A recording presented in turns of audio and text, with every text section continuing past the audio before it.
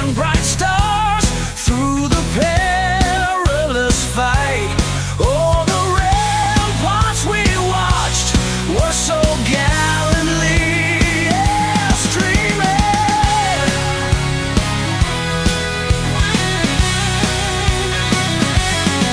And the rockets' red glare, the bombs bursting in air, gave proof through the night that our flag was still there.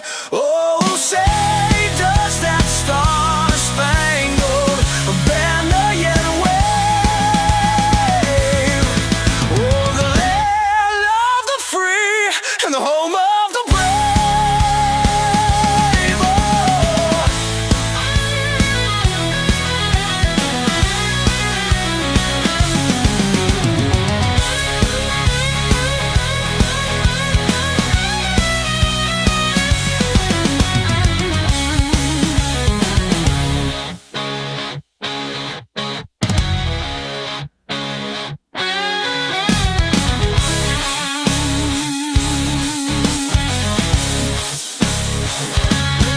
Oh, say does that star-spangled banner yet wave?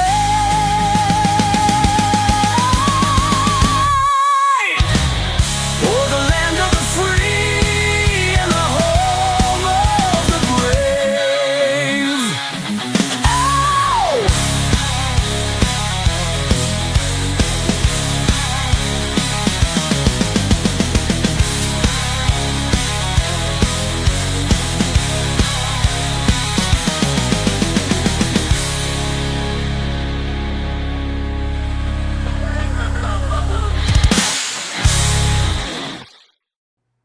Good afternoon, y'all. Happy Monday. Hello, sir. What up, Chris? Good to see you after our extended pre-show that we did today. Yeah, man. We really got running through some topics here. We got prepared, and we're done. That's all I we think got. just so that you guys know the joke, I'm always late, always. And today, I think I showed up at 3:59 in about 35 seconds.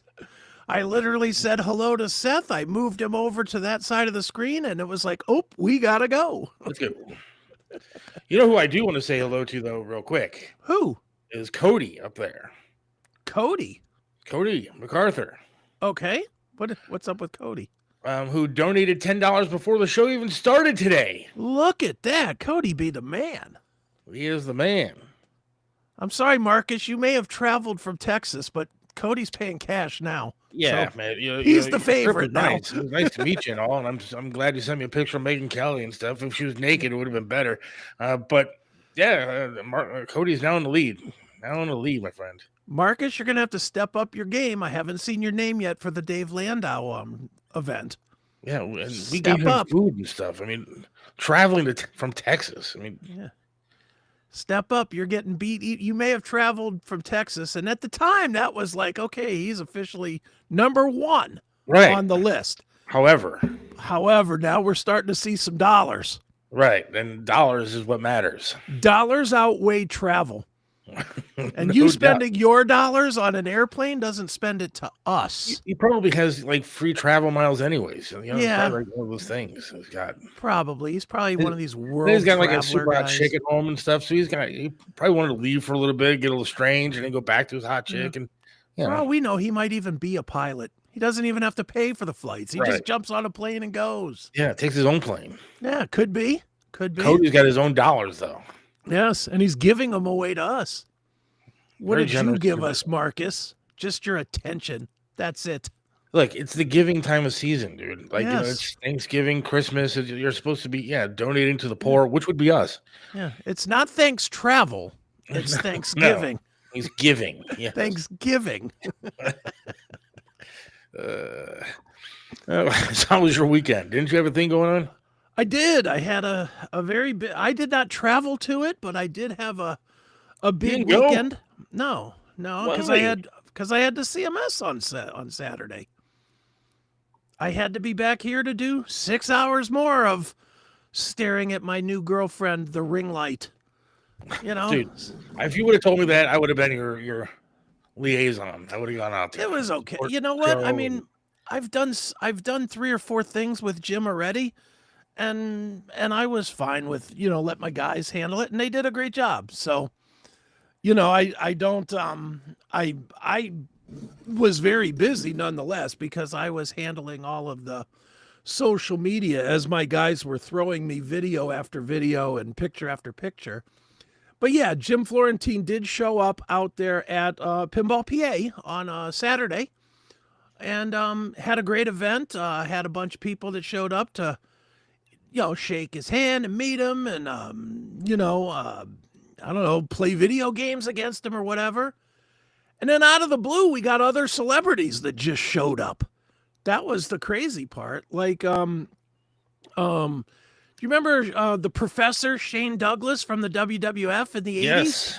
Yes. He showed up. That's awesome. He just kind of walked in. He wanted to, I don't know if he was meeting Jim or if he was just seeing him and they were friends or whatever, but he shows up. And then this other guy, this big, tall, 7-foot whatever guy shows up, and he was the bartender on How I Met Your Mother. It was like, Out of nowhere, he just shows up. he just showed up. He just kind of showed up. So, it was one of those things that I wasn't expecting. Look, I was expecting Jim to come in, play a few video games, shake a couple hands, and out. Yeah. Nothing more than that, really. And man, did it turn into a thing. I'm looking for the picture right now. If you give me a second here, I'll show you the picture that they all took at Pinball PA. If I can find it here. It's got to be right here somewhere. Maybe not. But yeah, it was a very successful thing. Dude, the funniest thing though, I got to tell this story, and I didn't even really, I don't think I told it too well even on the CMS on Saturday, but so out of the blue, the day before on Friday, we get a party booking, a big party booking, and we don't turn those down. Those are always, those are big money. So we get this big money party booking. What is it? A furry party. Get the hell out of here. Kid you not. So what time do they book? Exactly the same time that Jim is there. 3 to 7. Well, that couldn't be more perfect, to be honest with you. Oh, I was so happy. I was so happy because I knew Jim was going to just walk in there and be like, oh, what the hell is this? What the hell was going on? And his podcast wasn't out early this morning, so I didn't hear if he talked about it, but he had to talk about it. Because, I mean, these guys were the full furries with the the masks, like the big heads and the hand, the gloves or whatever, like the goofy gloves and tails. And some of them had the leg pants thing. It was bizarre. So Florentine, go ahead. No, I see more people joining before it leaves here. Cody says, "Don't be a Jew. Just give $10, guys." Yeah, please. Like Cody did. Cody donated $10 before the show started. Anyways, go ahead. Well, there's the picture. I love that picture. I saw that of this is Ryan McBride on the left. He was the opening comic, and he owned the comedy club that they played. Then obviously Florentine. Then the guy in the middle is the guy from How I Met Your Mother. Then Sugar Shane Douglas, the professor, and then my curator Ed there, looking like he's fresh out of the fucking Tolkien series. Yeah, he looks like Joe Howard. The much longer beard. Look at that beard. My man's rocking the beard. But yeah, it was a really well received event, and I'm very appreciative of everybody. Furries had a good time.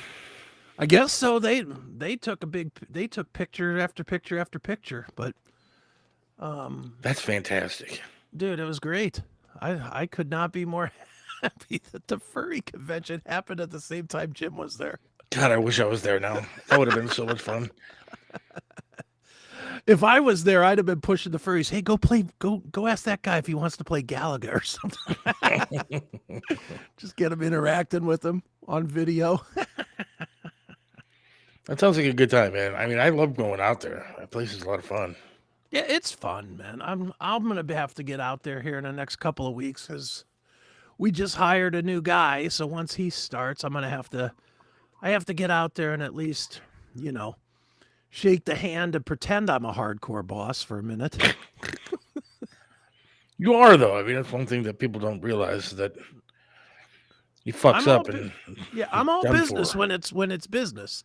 Money is money. Well, and that's it. Is, you know, for forever, for the last 10 years, it was my son that was working out there. He's the one that we're replacing, and I was the one that made the call. You know, I mean, there's relationships and there's family and there's business, and if you try to mix them all up, you are gonna fail on all levels. Oh, yeah. Which is why, I mean, from the day I hired my son out there, I told him, I said, when we're talking about this, you are Zach employee at Pinball PA. When you're home, you can be my kid and I can be your dad, but out there, I'm just the boss. That's it. Yeah. And that's the way it is. You know, I do. I mean, I know I talk a lot of bullshit around here about giraffe vagina and all kinds of other goofy shit because I'm a weird sick fuck. But you do have a job, and Yeah, but I do have job and I am very good at business. So, you know, I play business guy on occasion. I'm so not good at anything like that. Nothing. Like literally zero. Nothing about business. Nothing good about spending money. I'm just terrible at all You of just it. have to do it. I mean, it's I wasn't good at it. I just started doing it's once dude, when I started being in business for myself, I didn't know what I was doing. I was winging it every which way. And the only way I got, and I certainly wouldn't say I'm great at it because I'm, you know, I'm not a millionaire. So I'm not the Right. best at it, but Like I'll say this: when I started doing this show originally, like before you were on the Yeah. show, when it was Chisaka, and we actually had some sponsors at the start of Sure. this whole thing, and so I actually wrote out like invoices and stuff like that, emailed them to the guys. And my problem with being a business guy is that they would say, "Oh, well, you know, I'll get you in a couple weeks." Okay, all right. and then I'd still run the fucking Yeah, no. commercials and not get paid for anything. And then it just got like stupid. It was kind of being taken advantage of, and it was like, "All right, fuck this." Dude, doing advertising sales might be one of the hardest jobs of all the jobs. Because Depends. everybody always has a reason why they'll get you next week instead of now. Everybody has that reason, no matter what you could literally be in a store with somebody and that you could see them with $500 in cash and they spend $30 at the checkout. And then you would say to that person, "Hey, since I got you here, you want to pay that $100 for your ad that you took last week?" And they'll tell you they don't have the money. They'll tell you right to your face after you just watched them put it in their pocket. Yeah, Sorry, dude, yeah, I just don't have it this week. Can you hit me up next week, man? Yeah, Next right. week I'll have it for sure. Yeah, it's a big pain in the ass, man. And then, you know, when people are your friends, then that's when it really turns ugly, dude. It turns shitty dealing with money and friends. And to be honest with you, I mean, I think I probably screwed somebody over in the past before. Didn't mean to, just kind of happened, and I felt like a dick, and you know, whatever. Dude, it's money is the easiest way to fuck up everything. Friendships, relationships, business, everything. Money is the easiest way. Marriages, everything. You gotta kind of draw lines. Like for me, I'm very, and this is only how I work. It doesn't work for everybody, but for me, I draw hard lines between everything. You know, business is business, period. And I have pecking orders for things, you know, business, then personal stuff. And, you know, even with that, like I cannot tell you how many times I have blown off personal plans because I had business things come up. John Drake could probably tell you better than anybody because I've canceled on him at least 25 times. You know, where it's like, hey, we're going to go see, I don't know, Queensryche was here last Saturday. And if I would have said that I was going to do that, it would be, John would not even be a little bit surprised if I called him that morning and said, "Sorry, bro, got work to do, won't be there tonight." It's just how, Right. I am so focused on businessy type stuff that nothing else matters. And, that's good sometimes and it's bad sometimes. It does it pisses off a lot of people. My thing is, sorry, I'm texting a senator here. So, Hey, book don't him you for know the what's bar more show. important? What's more important than a senator? Me and my ramblings. I understand. Well, I mean, I understand what you're saying though, but like me and my wife are Mhm. kind of the same. She's a little bit better than me because she works at, she's always Sure. worked at the bank where we, like put our money in and stuff like that. So she sees it all the time. And what we have, our accounts and all that kind of stuff. I choose to kind of stick my head in the sand and just like buying cookware and crap. Right. But my own thing is that, dude, it's not like I had a bad childhood. I did. I had a good childhood for the most part. It was good. And my mom always took care of me and crap. My dad was all right, whatever. But I like having stuff. I don't make a lot. And I work hard for what little Sure. I do have. And so, people make fun of me for buying a fucking cookware, but you know what? Fuck you. I wanted it. And it's nice to have some things that I actually want. Like I can't afford a new car. I can't afford stuff that I Sure. actually really need. Like I need a new car badly.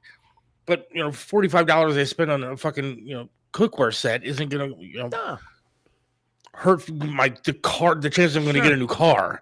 All right. So I do like to have little things that just kind of make me happy around the house. And everybody has to pick their own lot in life, dude. Honestly, like, I think I got the way that I am because my dad, from the time I was young, was like, you got to fucking work, kiddo.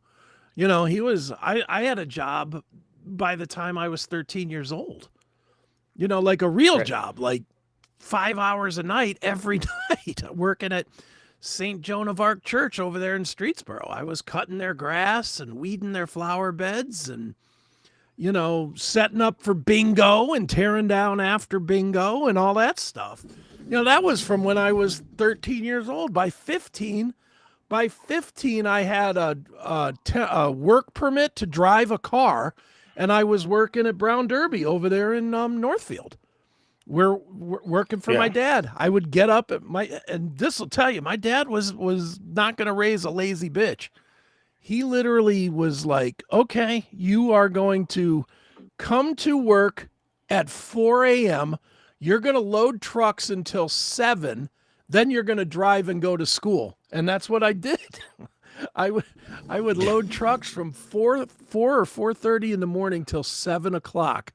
Then I would jump in the car, go to school. My first period I didn't have to go to because it was a study hall.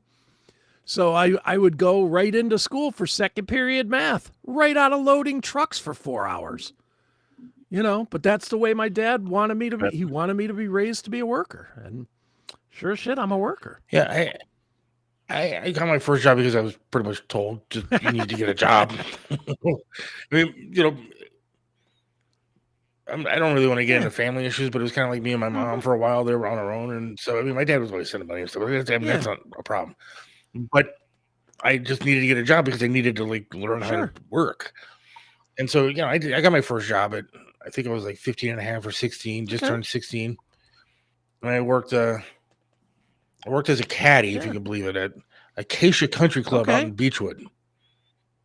And I sucked at it. It was really bad because I was just a chubby fat kid trying to carry these stupid bags all over the place, and I hated it.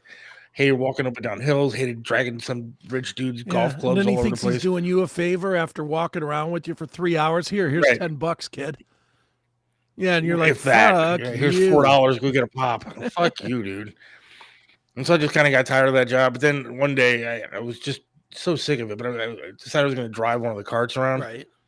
And I got behind the wheel of a golf cart and I drilled the golf pro there, his brand new Acura. Right. Just drilled it. And then I decided, oh, fuck this, I'm out. So I parked the golf cart and I tried to get I had to take a bus. I couldn't drive yet. So I went down to the bus stop outside the damn country club. And then people came running after me. They had me on camera drilling this guy's car. And I'm just sitting there waiting for a bus like a jackass. I didn't even try to get to the mall and take off or something. So I'm just sitting there at a fucking bus stop, and they got me, and it ended up costing hundreds of dollars, and my mom had to pay for that. So then I started working at Bob Evans. It was one of those idiots that clean tables and stuff. And I realized that, dude, I don't like cleaning up after people's food's been in their mouth. I always found those jobs to be out. really gross. Fucking disgusting, dude. It was horrible. You know who's the worst at? Then I got mixed up with this black guy that worked at Bob Evans, right? And he bought me my first pager. This is way back in the day, so you can tell pager. And so he bought me a pager, and so he ran a prostitution kind of thing. All right. And so he had me working alongside him to text, like, page girls and do this. And it was really, but he paid me pretty well, actually, like a couple $100, like, you know, a week. And for me, I was working at Bob Evans a hell of a lot better than working, you know, taking people's fucking But what he dishes was off really the table. doing was making it that if there was ever an arrest, it would be you, not him. It's going to be me. Yeah, it was absolutely going to be me because I was doing all the dirty work. He would tell me what to do, and he'd page me if he needed something. And you know, I'm just some stupid white boy, like, hey, oh yeah, a couple $100 a week, $300, sure. All I got to do is tell these chicks to come and blow this guy. Yeah, I'm in. Yeah, who's getting in trouble? What? What did I do, officer? I just made a phone call.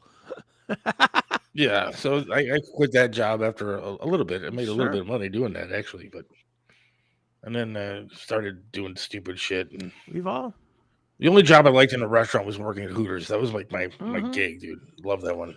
Well, I can honestly say, loved working in the flats. Loved working for the. You know, I can honestly say that I never enjoyed a single job that I ever worked until I started working for myself.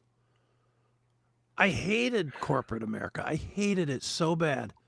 And I was not, I mean, I was good at the jobby job part. Wherever I've ever worked, I was always really good at the job. But I was always terrible at the ass kiss, you know, because I was working corporate jobs too. I wasn't working construction. I was working as computer programmer guy here or there or whatever. And all of you that are watching or listening know, if you know computer programmer guys, they're not exactly wild people. You know, they're mostly boring, mostly Indian. They come in, they do their job, they go home. You never hear from them again.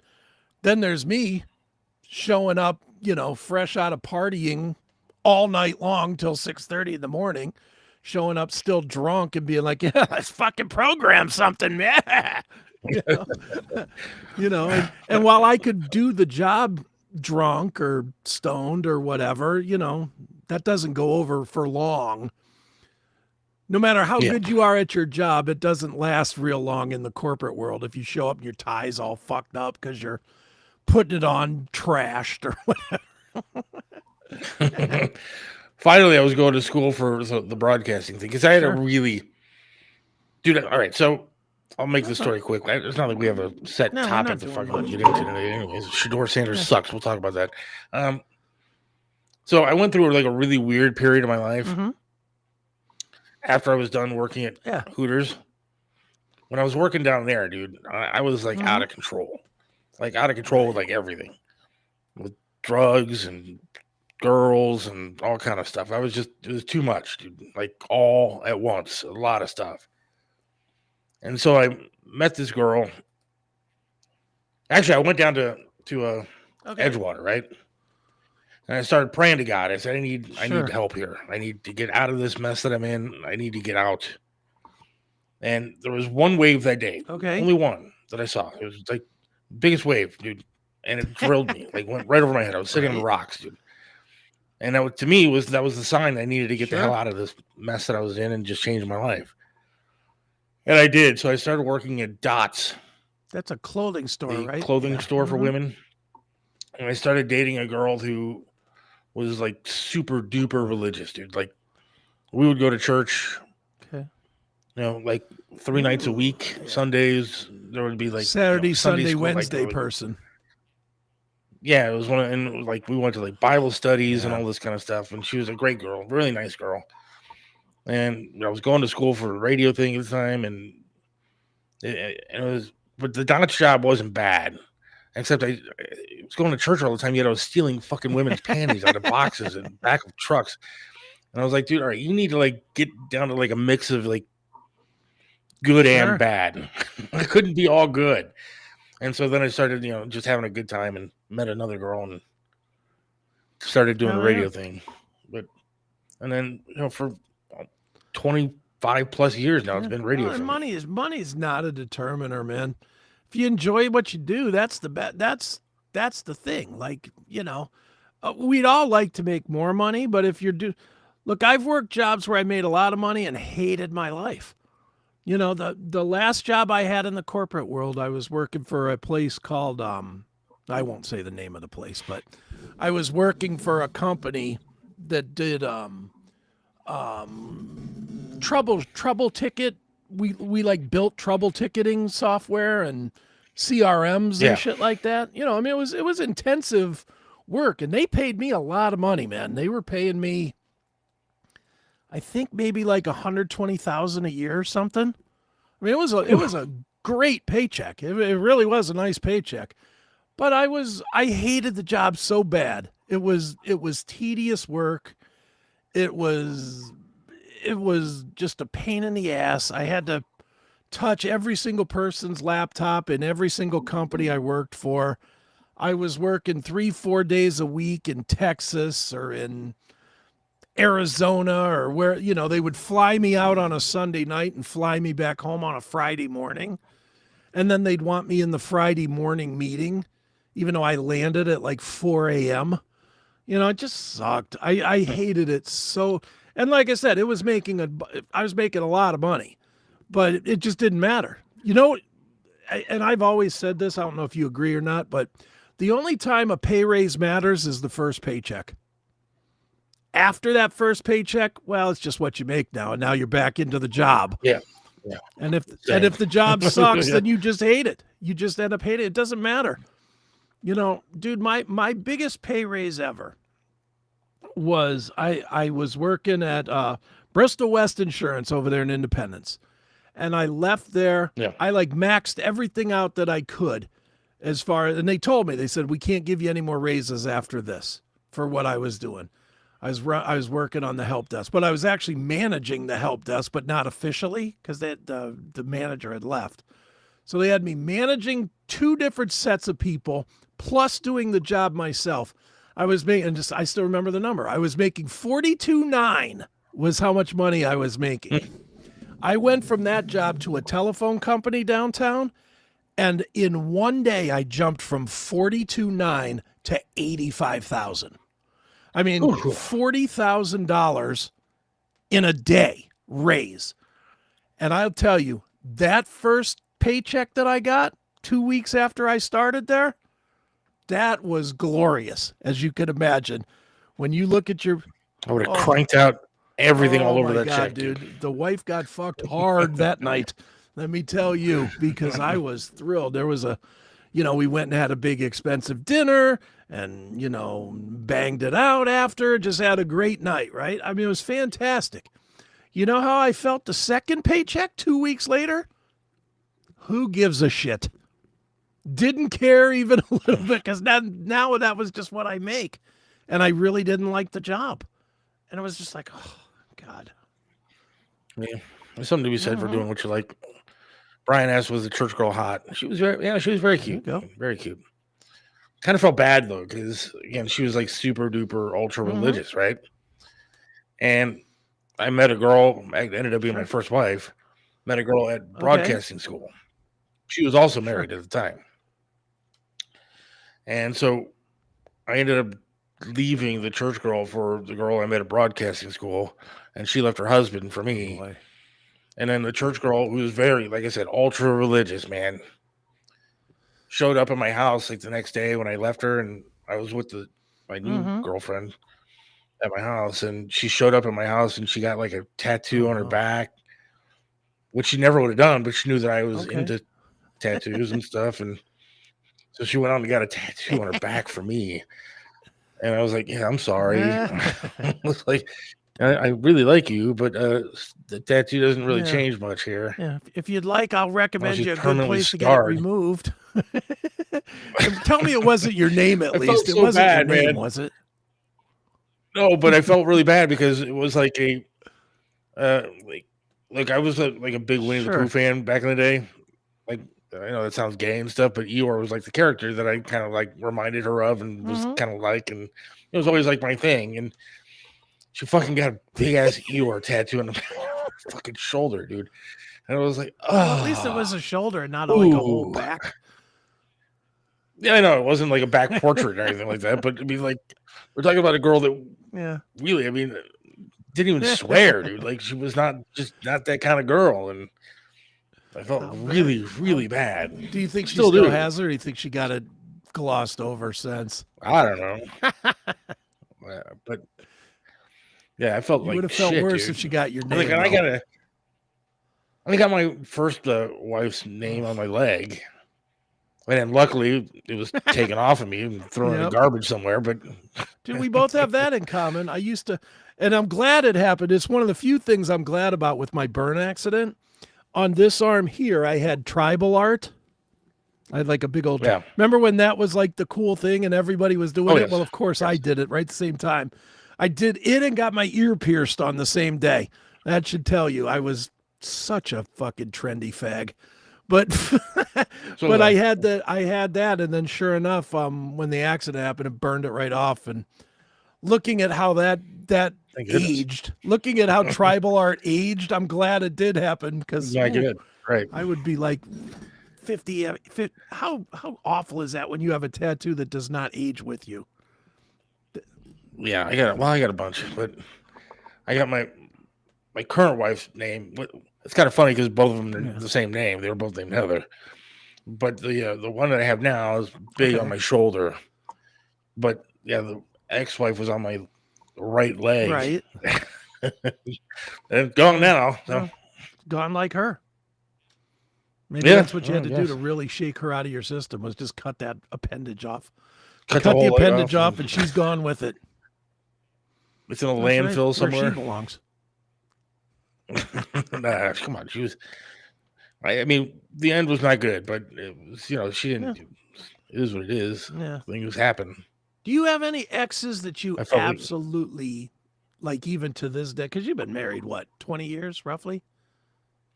20? Yeah, 20. Exactly. So 20. you've had enough time to put away the hate.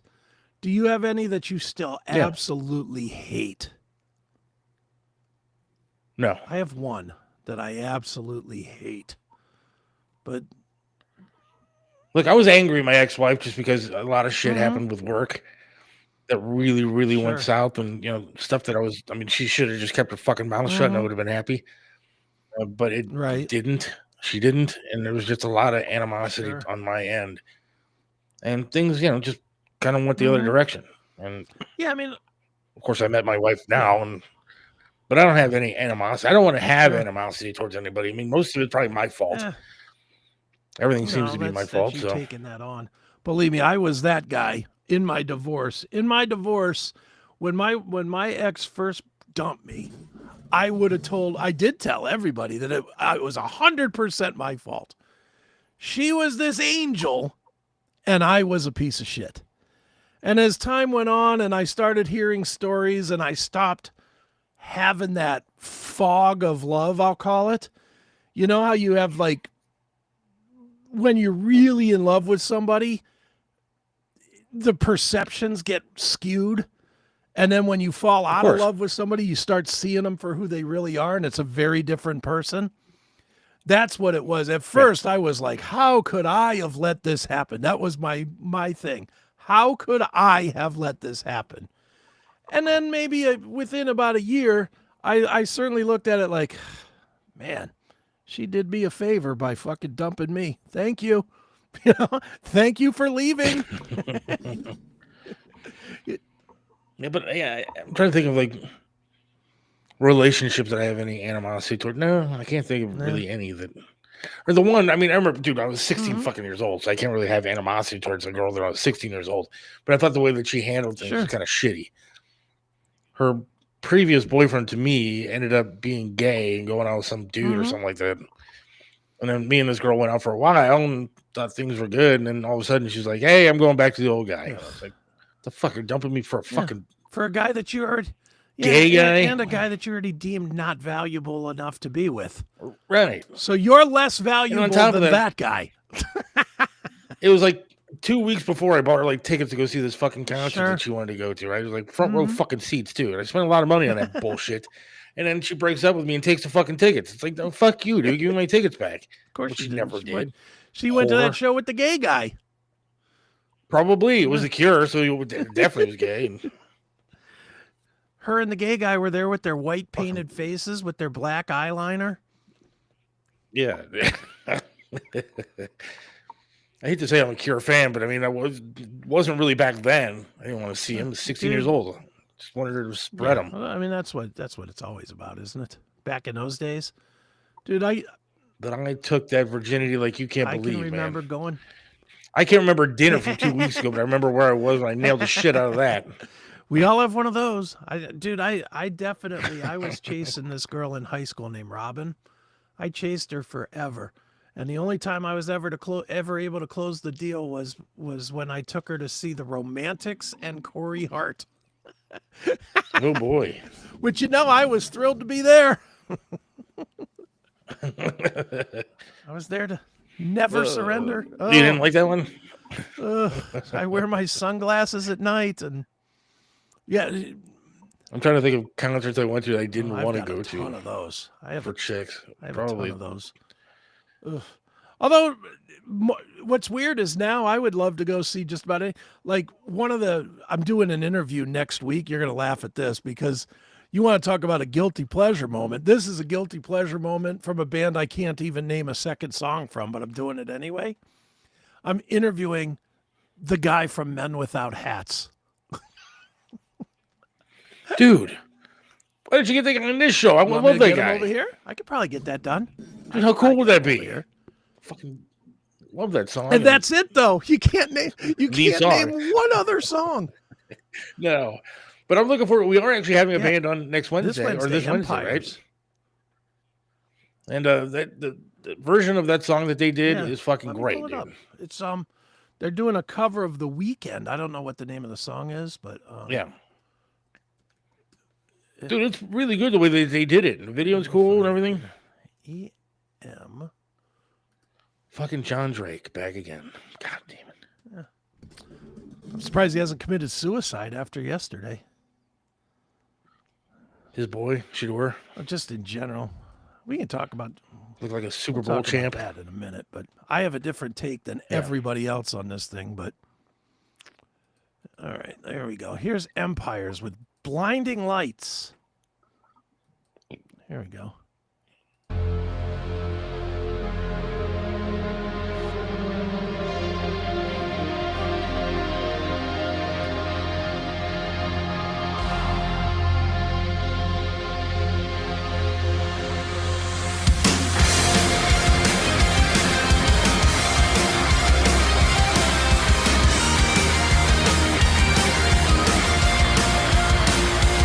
I've been trying to call. I've been on my own for long enough. Maybe you can show me how to love. Maybe I'm going through withdrawals. You don't even have to do too much. You can turn me on with just a touch, baby. Since it is cold and empty, no one's around to judge me. I can say clearly when you're gone. I say, ooh, I'm blinded by the lights. No, I can't sleep until I feel your touch. I say, ooh, I'm drowning in the night. Oh, when I'm like this, you're the one I trust. Hey, hey, hey. Yeah, it's pretty good. I I like it, dude. No, I don't care. Well, the one thing that makes me happy is that Jim there says Yeah, that means pass. it's a So good that means song. It's actually a good tune. And Means yeah, it does right. not sound like Deep Purple, so then it's good. John says it's one of the few tolerable songs by The Weeknd. I disagree. I think a lot of his stuff is actually kind of fun. The but Weekend? I don't know anything Yeah. by him. He's got some catchy tunes. I know when he was on the Super Bowl, I turned that shit right off. I was like, nope. Well, that was awful because he had the fucking diaper people that were wandering around with diapers on their Didn't faces see and it. shit. Jock Did not straps. see it. I was like, nope, not for me, pal. So are they actually doing this anti Super Bowl As far halftime as I show know, thing? yes, but Where can I see, watch it? Though? that I mean, has been that's- the big thing about the TPUSA Turning Point. Turning Point is doing a horrible job of promoting this thing, and that might be on purpose. Well, I mean, promoting is different because I see it all the time on Facebook and social media and everywhere, but I don't know where the that fuck might to be on watch it. purpose. They might not be saying how and where they're going to broadcast the thing to prevent people from sabotaging it, protesting, sabotaging it, whatever. They might just be waiting till probably week of. It's not going to be. I mean, look, the bottom line is you're going to see it on, if nothing else, it'll be available on tpusa.com, I would think. You know, I would think it'll be there, and it's going to get broadcast somewhere. But of course, if you don't like that, you can always catch the Classic Metal Show halftime show, which will also be happening right at the same time with myself and Neely. Yes. Really? We are going to go live right at halftime, and we're going to stay live until, I don't know, if the game's good until the game starts again. If the game's not good, we may just stay on the air for 3 hours, blow off the game. Who knows? But yeah, we're doing one. Interesting. Now I'm gonna have to battle to see which one I want to watch. I know which one I won't be watching. The one that I got to learn a different regular language halftime to enjoy. Yeah. Fuck Fuck Bad that guy. Bunny right in his fucking cotton-tailed ass. Fucking dick. Bob Shirilla likes the song. So that band will be on Wednesday, Wednesday, right? 4:30. Mm-hmm. Looking forward I am to too. that. Do they have any other stuff, or is it I just don't kind of know. like I they're don't just know starting, anything or about this this is it? band, really. I just know. Because I tried looking on YouTube, I let's- didn't see anything. Maybe I just didn't type it right or Yeah, something. I here. don't know. Well, we could try this one. Through the Flames. Poison's in my veins, taking over me. I can't walk away through the flames.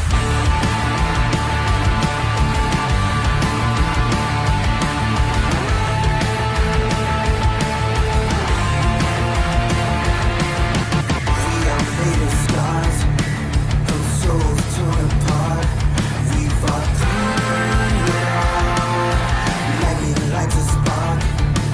I'm giving I kind of like their sound. dogs.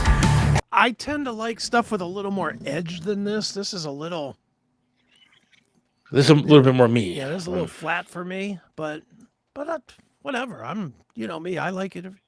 Okay, the one thing is, like every one of their videos, they like to show the Yeah, words that's so they can hear it or see, watch it and see and Exactly. listen and say the words, and Dude, I could sing along without even knowing the song. dude, speaking of musicians, I interviewed one of your enemies today. David Who's that? Ellison. Oh, Jesus Christ, dude. I was tempted. If I would have had more time with them, I was going to bring that up. Do you know that you tried to fuck my All right, see, my partner's wife? No, I tried. Did he? Tried is a different. Oh, I didn't Oh yeah, realize dude, that. so that's a totally different word than I what didn't actually realize happened. he actually so. hooked up. I thought he just tried. Oh yes. Let's not even get into that. Well, good but on her yes, thumping his that's- bass string. yeah. Dude, It's 35 seriously. years ago, dude. Come on. understand that, but still, it's kind of like I don't bring anything else up. I don't bring up my exes. Your exes weren't famous. Dude, the girls made out with Eddie fucking Yeah. Van Halen and Dave Elfson, whatever But his if you name would is. have banged whatever. Halle Berry, you're going to tell me you wouldn't talk about that? Come on. No, I respect Come my wife on. and would never say anything like that. But the good part is, I guess I should say, is that like she may have done that stuff, but she ended up Yeah, with there you go. this guy. If you had hooked up with like Scarlett Johansson or something, that'd be the name of this show. Been the I fucked Scarlett Johansson with Seth Williams show. Yeah, you're probably right. Hell, dude, if she was just naked in my room, I'd say Scarlett Johansson naked in my room, best night of all time with Seth Williams and Chris Aiken show. Hell, if she had a nip slip near you, you'd go with it. All right, maybe that's probably accurate. I still say I almost had sex with Jessica Simpson because I knocked her over and landed on top of her in the hallway. Well, if that's the case, then I guess I banged Jennifer Love Hewitt, because I met her in the hallways there at the oak tree. I got a hug from her. That was close. See, my dick was within. Mine would be more like raping her because I landed on top of her and she was unwilling participant in my knocking her over. My dick was only 3 centimeters away from her vag. Look at that. Come on. I think that counts as me banging her, doesn't it? See, I think so. Name of this show. Mine was a lot further because my big belly. I think the new name is that the new name of this close. show. Yes. My dick was 3 centimeters away from Jennifer Love Hewitt show. Starring us, and people will be like, no, it wasn't. They'll take one look at the video and go, no, it wasn't. No. Not you two fat fucks. Pretty sure it was, though. Oh, we are already in stupid mode. We're already almost an hour done. Wow. Holy smokes. Or her boobs pressed onto your chest. Oh, who? Jennifer Love Hewitt? Yes. Yeah. I gave her a hug. That's almost having sex. I gave Jennifer Love Hewitt a hug.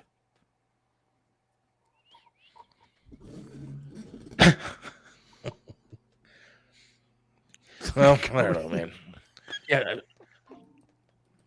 Look at that.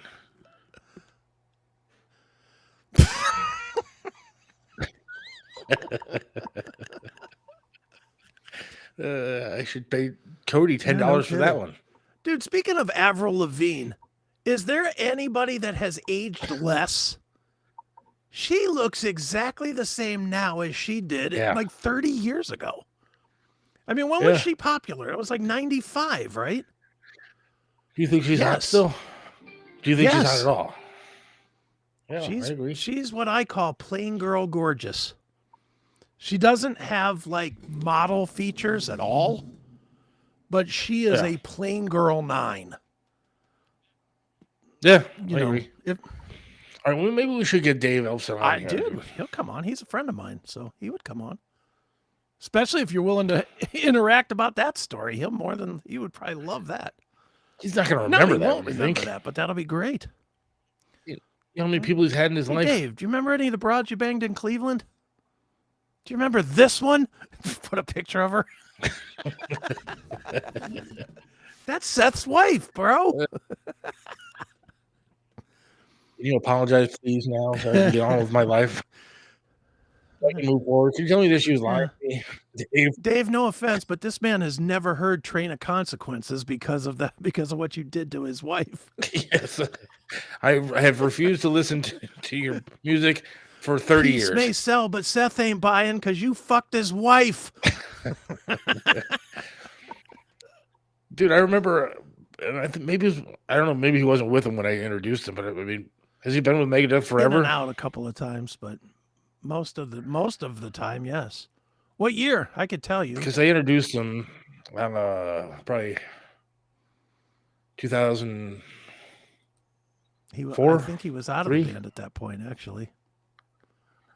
Okay, because that's when I was going to see my now wife, but I was going to see her at her apartment, and they called me and said, "Hey, dude, you got to go down to the Odeon and introduce Megadeth." And I walk in, I was wearing a Summer Sanitarium Metallica shirt. And the person walking me up, remember the green room upstairs at the Odeon? So she's walking me upstairs to the green room to see, Dave and stuff. And she goes, "Fuck, button your jacket up." Thank God it was like, cold outside. I had like an MMS coat on. And she's like, "Button up your coat." I was like, "Why? You can't wear a Metallica shirt going in to see Dave Mustaine." I was like, "Get the fuck out of here." I was like, "All right." And he was cool to me, but he didn't see your shirt. Dude, the best green room memory I have from that place, from the Odeon, was so many. I have a bunch too, but the best one was I was there one day to introduced down. You know, the Phil Anselmo and Pepper Keenan from COC, Yeah. those guys. So I've known Phil for a lot of years, like probably back to the early 90s. I've known Phil. And so I get invited to go up in the green room, and we're all just sitting around chilling on the couches up on the couch. I don't want to say couch is, but the one couch that was in that little green room. And some roadie guy brings in this girl. This might have been, she was like Amerasian, which is right in my wheelhouse. You know, it was this Amerasian girl with long, straight black hair that went all the way to her ass. I mean, just smoking fucking hot. And if you know anything about Down, their logo is the New Orleans NOLA thing. You know, the NOLA leaf, I guess you would call it. So she comes in the room and she's standing there. Everybody's like, hey, how you doing? Whatever. And she's like, you guys know I got a tattoo of the NOLA leaf? And they were like, oh, let's see it. Let's see it. She pulls off her pants and her underwear. She had it right over her the top of her snatch. She had this NOLA tattoo. And then she was like, does anybody want to touch it? Does anybody want to touch it? And I couldn't resist, so I did. Yeah. It was one of the all-timers of many all-timers. I miss those days. Dude, so do I. I remember, I just miss the MMS days. I was watching, there's video of my wedding on YouTube still. And we were watching it the other night, drinking. And dude, all right, look it up. There's a 3-minute version. There's a 16-minute version, but there's a 3-minute version. It's just called Seth's Big Fat Barbarian Wedding on YouTube. Let's see. Well, you got to make sure to put in Seth's Big Fat Barbarian Wedding. Big Fat Barbarian Wedding. It ain't coming up. It is not coming up, my friend. Maybe somebody took it down. No, I just watched it last night. Okay, it's just not top. You would have thought having it named exactly would make it the first video in the collection. Of course not. It's been around for 20 years, dude. So, is it the 3-minute one? Yes. All right. The 60-minute one is good, but it's just long. All right. But I'm looking at it and like, I look young and happy, dude. Like, there's like a light in my eyes, dude. And like now I'm old and legless and doesn't mean you can't be happy. Just means you're old and legless. Yeah, I know. It's worse. There's worse shit. You could be. You could have both legs and no sight. Which would you trade? Would you keep? Jesus, come on. I mean, there's worse things. You could have no hearing. There's worse. So, all right, here we go.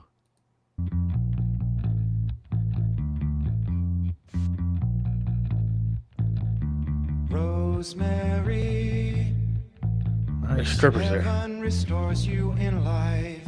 You're coming with me through the aging, the fearing, the strife. This is your wedding? It's the smiling on the package. Yeah. It's the faces in the sand. It's the thought that moves you upward, embracing me with 2 hands. Right, we'll take you places. Yeah, maybe to the beach. When your friends they do come crying, tell them now your pleasure set upon slow release.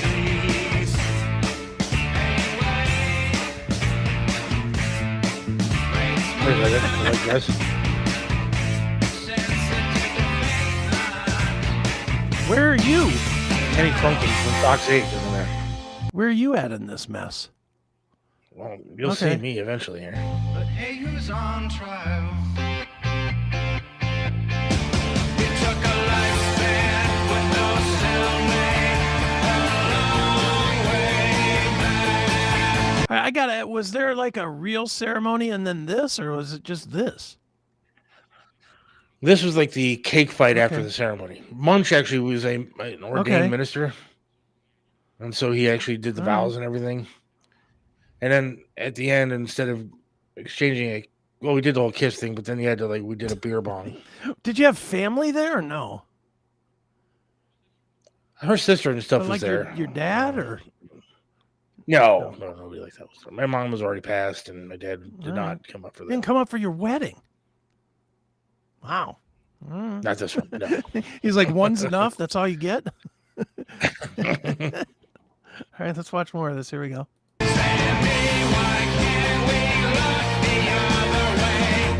There you were. There I am. For a second. For a second. Speaks about travel, yeah, we think about the land. We smart like all people. There you are with There you are. the horns on. I could take you places where you need a Barbarian. and wipe the pollen from the faces, make revision to a dream while you waited. Was this Danny the Carlton. last day that Heather thought she'd hit the lottery with you? Yeah, pretty Right much. after that, she like, wait a minute, this guy doesn't have any money. All downhill from He doesn't there. have any money. What's going on here? All right, here we go.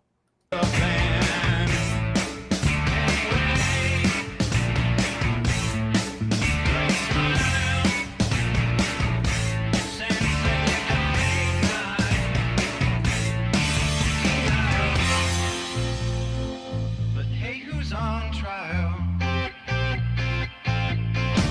It took a lifespan with no cell. Is that you right here? With the horns? Wait, where? Yeah, with the horns on. And then Heather's on the. hammered. You look white like you're dress. hammered. You have no idea, dude. We started drinking at like 6.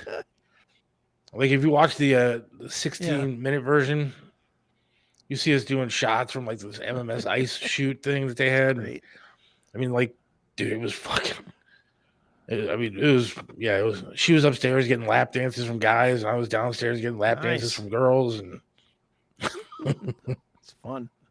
All right, here we go. I got to watch the end of this. This is great.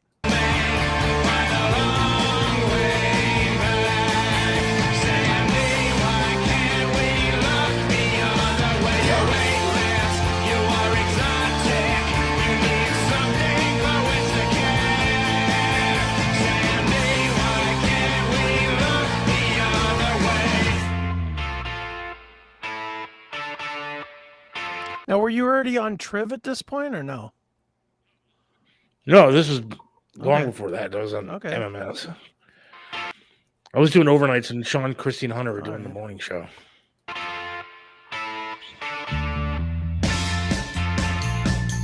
Is there more coming or is this it? I don't think so. Dude, the 16-minute version is so much better, but Well, it looks fun. I question, dude. It was. It was and a good time. you know, you can tell me shut the fuck up if you want to, but you should be happier than you are. You and Heather do a lot of shit. You're always on the go. oh, I agree. No, dude, I'm not unhappy. I'm just saying when I look back at, especially watching the longer one, you sit there and you see us on stage and we're exchanging vows and stuff and doing beer bongs and all this. I mean, it was just I think everybody has just that- those memories of when and just being young. being young is fun. I mean, you definitely realize as you get older that you're getting older, and as you get like literally all day today, I have been just bitching and moaning. My back hurts, my knees hurt, my head hurts. And it's like, ugh, you know, and it hurts because of the stupid cold. No other reason than that. It's just because it's cold outside. And it's like, I'm Yeah. ready to go to bed. I'm ready to literally at 5:30 today. It would not stun me if I just said, you know what, I've had enough today. And, you know, when we were 20, we went, days without sleep. You just rolled Oh, and you yeah. had fun and, you know, you didn't care. Now, I don't know if you do this, but now everything I do comes with a thought. You know, if I've got to go Yeah. do something, it's like, well, if I got to be there at 7, I got to make sure I have the max amount of energy. So I need to take a nap. You know, I do this all the time, and it's the dumbest shit ever. Why am I taking naps to show up to Oh, yeah. shit? But I do. Just getting old. And Cody says you feel like you should have done more, right, Seth? Well, I mean, I guess that's Everybody true, always feels like that, dude. dude. I felt like especially during like that Mhm. period of my life, like the trajectory was Sure. going up. and then I feel like it hasn't never really did what I wanted it to do. It was great being on the Trip Show. Sure. Don't get me wrong, it was great, and I got a lot of recognition from that, and a lot of fans and stuff like Mhm. that. And it was cool, but still, I've always been like second fiddle to Well, uh, somebody else's stardom and fame, dude. And so it felt like I was on a path to go the right direction. And some other idiots, I don't even want to talk about them, but they ended up being, not that they do anything good right now, but still somewhat better than what I'm doing. And well, it's never. you kind of wish that things well, went a it's- different you're- direction You're at still times. not too old that you couldn't change things.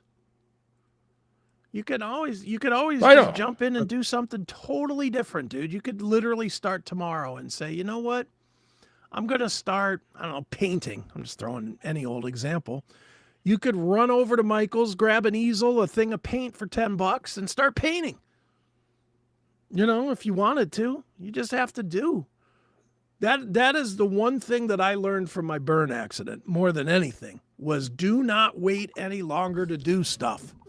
Because before my burn accident, and this will probably surprise you, and it surprises people when I tell them all the time, I was the laziest piece of shit you would ever find, if you can believe that. Me who has how many jobs and how many things I'm always integrated into. I would work my job, which was an overnight job at the steel mill, working 11 to 7. Yeah.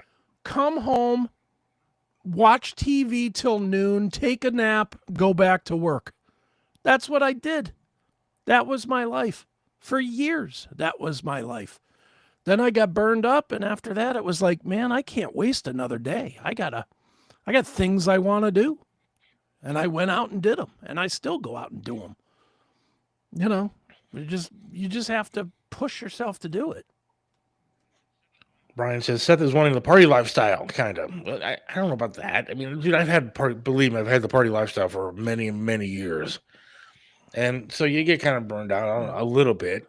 But I do miss the shit that we used to do, Chris. I do miss going to the concerts and, we were the guys that were, talking to the bands, hanging with the bands, drinking with the bands, doing everything with the bands, and walking down the stairs, and the girls are there, not just see the bands, but to, hang out with us then. And, but I mean, look, I'm happily married. I'm not saying that, but I mean, my wife was one of those. And we'd go out and have a good time all the time. It was a nonstop party. So I don't mind settling down a little bit, but I do miss at least doing some fun stuff. But you I could don't get like right back into old. that. I don't like having. But you could get right back into that if you wanted to. Yeah. Dude, just from this show right here, I guarantee you we could get you on stage for a band. And you do 1, that leads to 2, that leads to 5, and before you know it, that's what you're doing. I mean, look at the relationship that I'll just use Jim as an example, Jim Florentine. I didn't know Jim Florentine 1 year ago today. Now I've had him on here, I've had him on CMS, I've had him on Caps.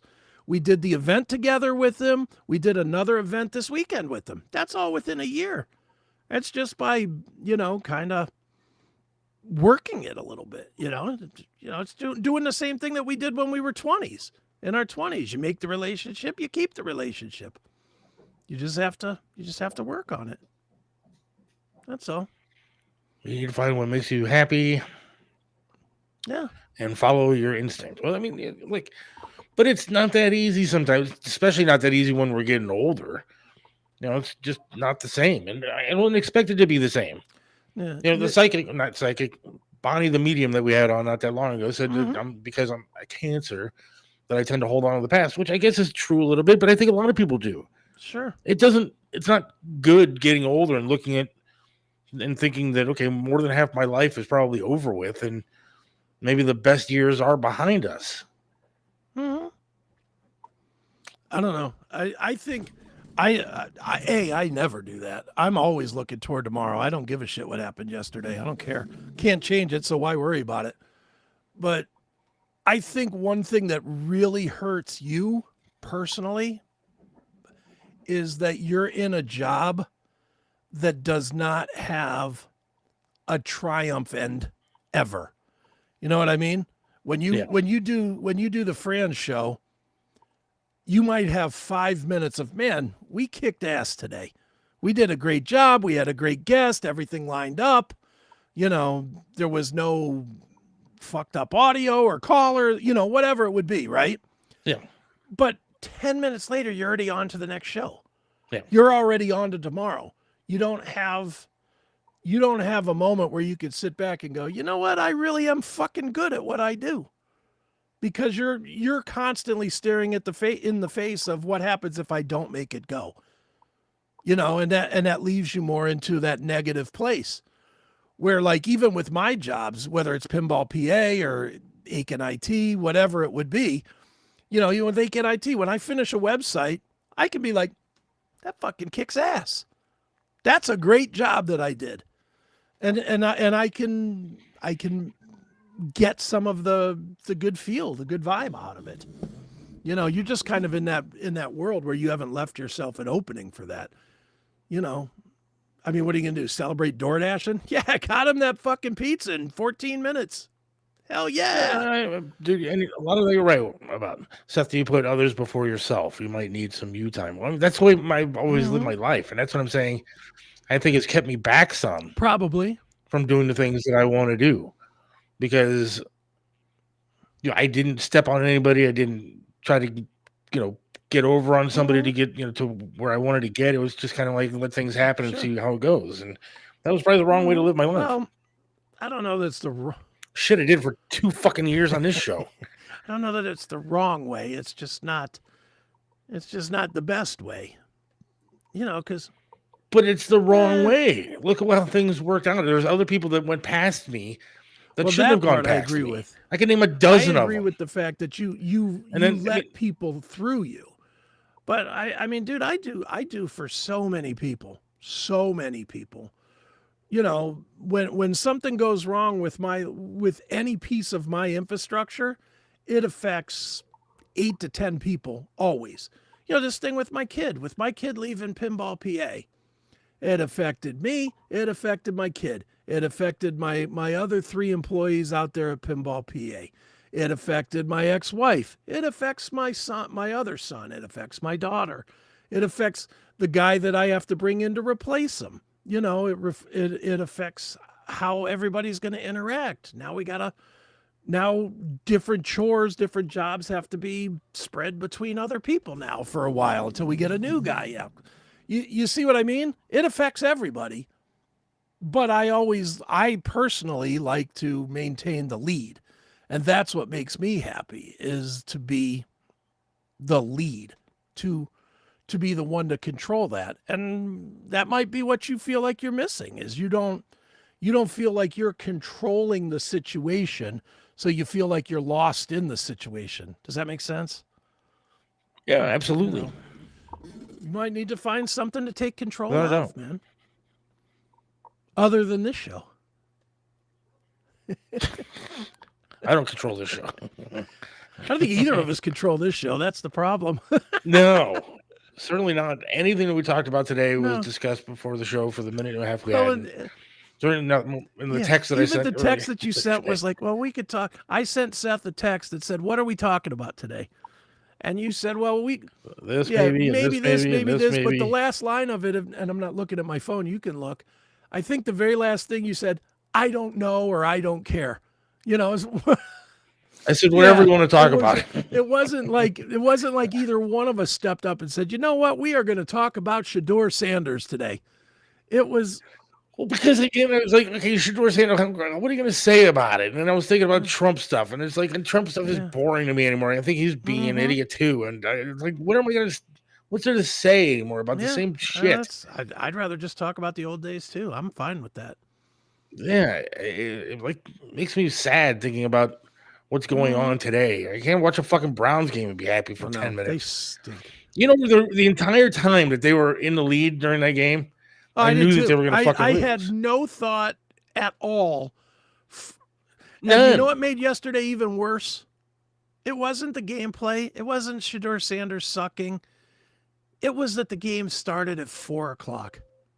Because we had to sit around and wait knowing that they were going to lose.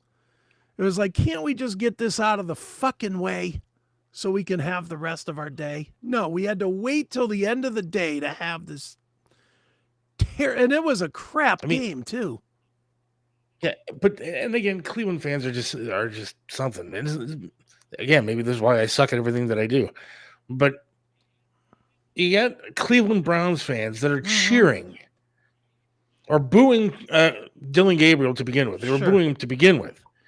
And then when they see Shadeur come out, they start cheering. Poor Dylan Gabriel may have a concussion. And you have fans that are cheering that he's off the field. Yeah. And don't tell me anymore in these days, this day and age, you don't know when somebody's hurt. Everybody has radios and phones and everything else to see what the hell's going on. People knew that guy got hurt, and they were cheering that he was gone. And then you get what you wanted. You get this fool out there who can't throw the ball ever. He holds on to it longer than I hold on to my dick watching porn. And then he runs backwards with the ball, gets tackled 14 yards behind the line of scrimmage. And you wanted that. You people think Stefanski's retarded? You don't think that he sees what goes on in practice? Yeah.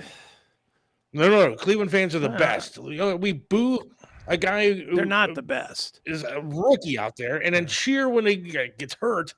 They're not. The Cleveland fan is not the best fan. Living in Pittsburgh, but everything will be better when we get that dome. I believed that the Browns fans were the best fans until I spent 2 years living in Pittsburgh. And I'm not trying to say that their fans are better than ours or whatever, but at least they maintain the expectation of winning, which is what we do not do here in Cleveland. The minute this team falls off, we're done. I mean, dude, at what point this year did they start talking about the draft? Week 3? Week 4? Is that when we started saying, well, we got to start looking at the draft next year? It wasn't more than a month into the season. It just was not. And to go from that to living in, I was living in Pittsburgh when Roethlisberger went down and they brought in Michael Vick.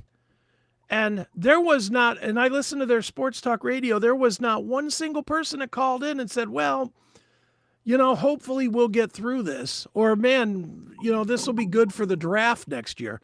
Every single person that called their sports talk was like, well, Vic's different, but we expect him to go 5-2 in the 7 games that he's going to play.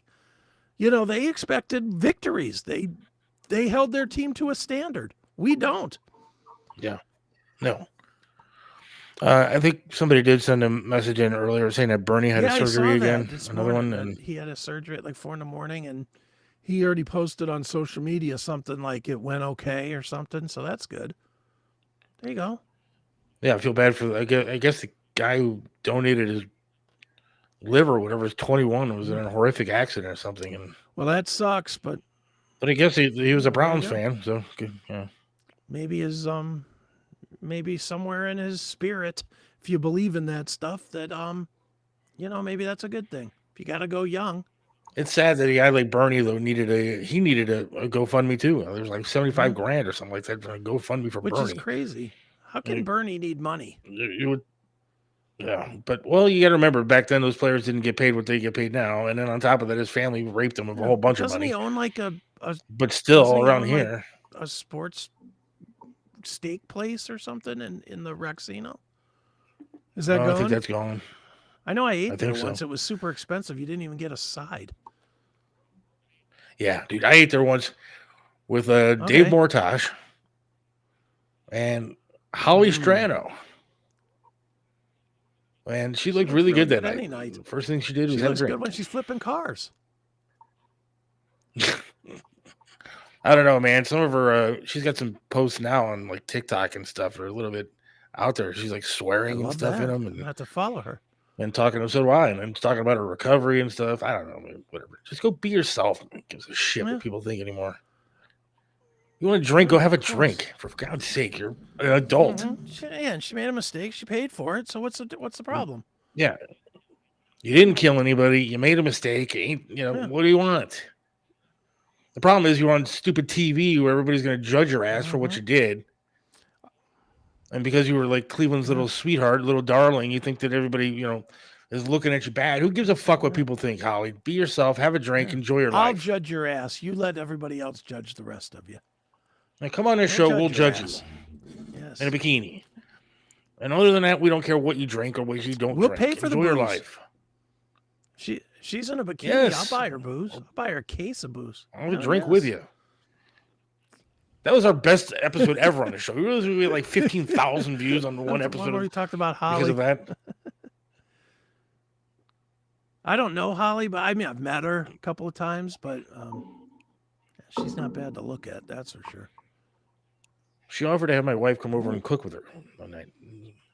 Then I was hoping that would happen. I mean, that I'd be over there, we'd both be having some wine or something like that, and then next thing you know, there's meatballs flowing and other You're balls just hoping flowing. that your wife would even get it on with her. That's what I was saying, dude. Little scissor sisters there. Dude, you know how many times we go out to like an order or something like that, and I hope there's a hot chick at the door waiting to have sex with me and my wife? You could work that out with Holly, maybe. But seriously, I mean, I always liked Holly. I thought, again, who cares? People drink. You're an adult. You're allowed to do it. You had one fucking mess up, and you didn't hurt anybody, but other than yourself. Yeah, that's it. And she was all right. I understand you have kids. Yeah, I mean, the only thing that And it's probably not a good look for you, but she you know should have what? just clammed up is what. Dude. That's the only mistake she made. Was That's it. she should have just been like, "Take me to jail, attorney," instead of trying to talk her way out of it, because that was really not smart. Well, you don't think when not you're at all. drinking. Dude, a friend of mine, I won't say her name, but anybody could look it up if they really want to. She got 2 DWIs on the same day. It actually made national news that she was like on like MSNBC and Yahoo and everything else. She got a DWI, got arrested, got out of jail, went right back, picked up her car and jumped in her car and drove it again. And got popped. Got popped a second time by the same cop, no less. Same cop arrested her. It was that's bad. bad. Bad news. And I mean, she went through hell, as you can imagine, because it was national, so once it goes national like that, you're losing your job, you're losing your livelihood, your family's fucked. It's a whole mess of stuff. But, like everything else, she came out of it all right. She's fine now. Took a couple years, but it cleaned up. Yeah. And that's the only, I mean, again, I'm not picking on Holly. In fact, I'm telling her that I think she's a great person. But, I watch these TikTok videos and she gets mad because people are saying stupid shit. And it's like, well, dude, people are just mean. I mean, you should know this after how many years on the TV, dude. Like, Jesus.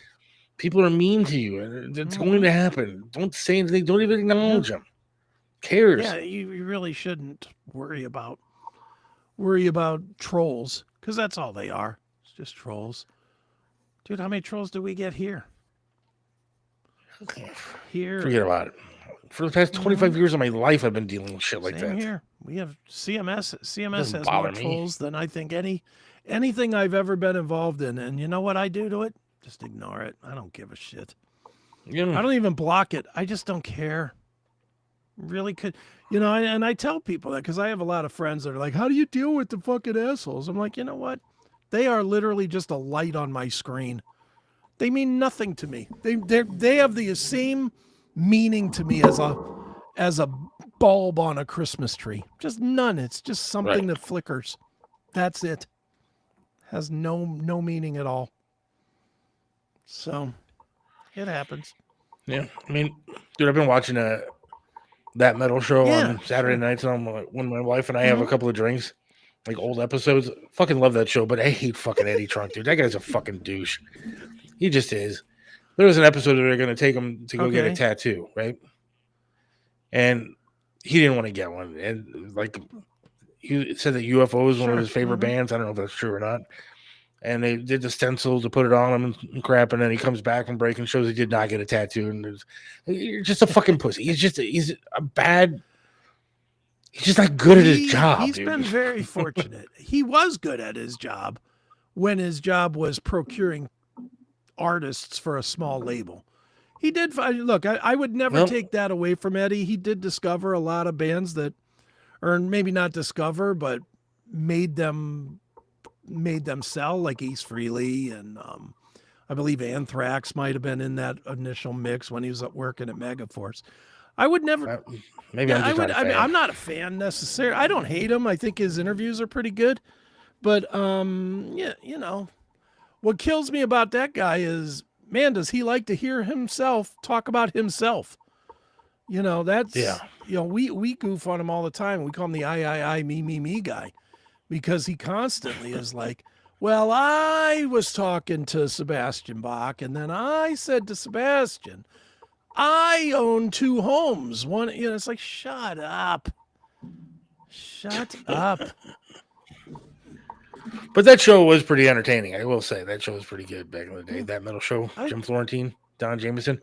And we were watching, just sitting there thinking, fuck, dude, I just was hanging out with those guys in the studio and at a comedy show and everything just in the past few months. And he literally came into town to used to watch the shit out of that show. He literally came to do our show. That's crazy when you think about that. When, you know, Florentine especially. I mean, he's on Gutfeld. For God's sakes, that's the biggest night. Am I wrong in thinking that's the biggest nighttime talk show in the world right now? That is true. And here's Jim Florentine, who's on that show regularly, coming to hang out with us. It's crazy.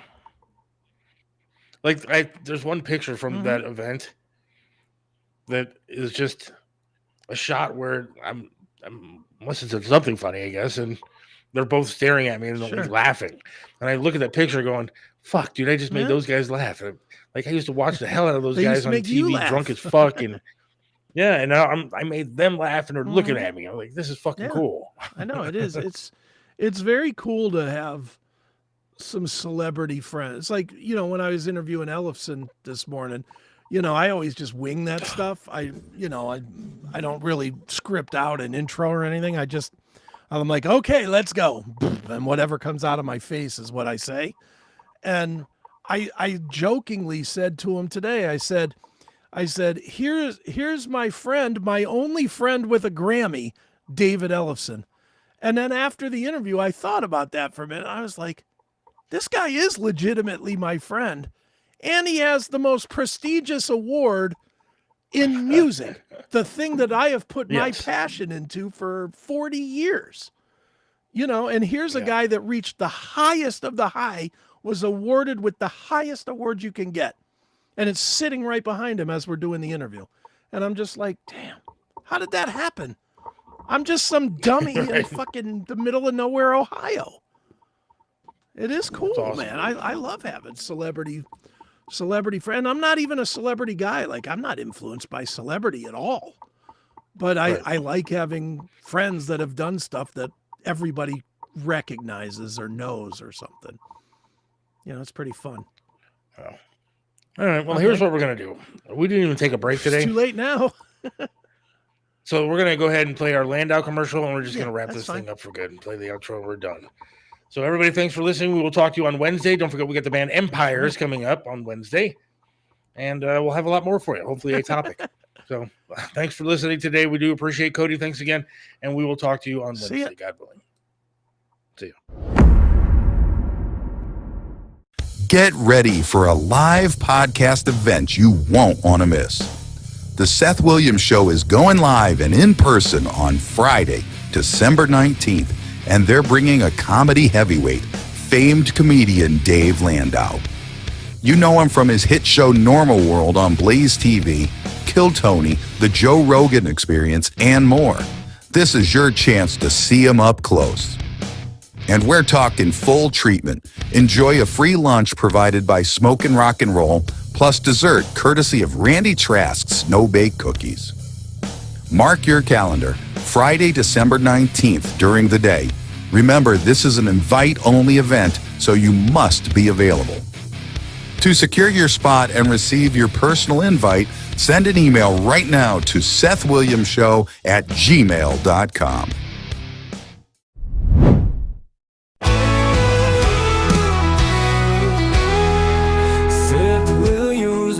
This land stands tall and proud. Believes in freedom, speaks his mind out loud. Mentored by Triv, he learned to be tough. Life knocked him down, but he got back up.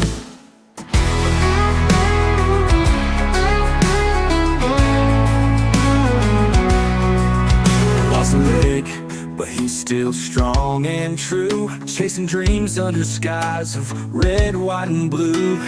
Voting for Trump, he shouts it clear. WTAM tried to bring him down, but he's still here. In the heart of America, Seth takes a stand. Against the tides, he defends our land. Liberals call him crazy, but he don't care. He's got the spirit of an eagle, soaring high in the air. Hates LeBron James, won't wear that crown, prefers hard work and blue jeans in this town. Radio waves try to shut him up, but Seth keeps singing, filling that cup. From the small town streets to the mountain high, Seth sees the flag waving, reaching for the sky. He keeps on fighting with a rebel yell, for every fallen soldier and the stories they tell. In the heart of America, Seth takes a stand. Against the tides, he defends our land. Liberals call him crazy, but he don't care. He's got the spirit of an eagle, soaring high in the air.